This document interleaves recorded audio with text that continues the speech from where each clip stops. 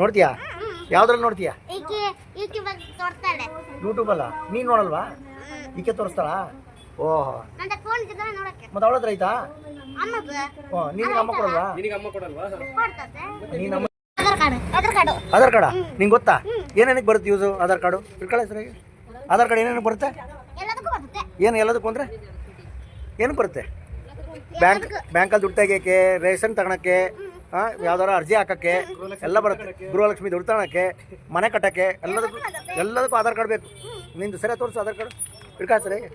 ಹಾಂ, ನೋಡಿ ಎಷ್ಟು ಚೆನ್ನಾಗಿದೆ ನೋಡಿ ಆಧಾರ್ ಕಾರ್ಡ್.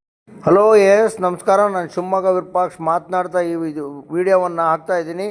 ಯಾಕೆಂತಂದರೆ ಇವಾಗ ಕಣ್ಣು, ಮೂಗು, ಕಿವಿ ಎಲ್ಲ ಚೆನ್ನಾಗಿದ್ದರು.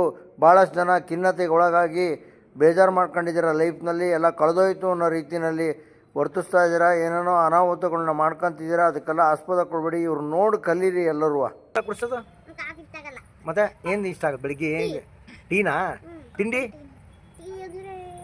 ತಿಂಡಿ ತಿಂಡಿ ಹೌದಾ? ಆಮೇಲೆ ಬೇರೆ ಏನು ಇಷ್ಟ ನಿನಗೆ? ಏನು ಆಸೆ ನಿನಗೆ?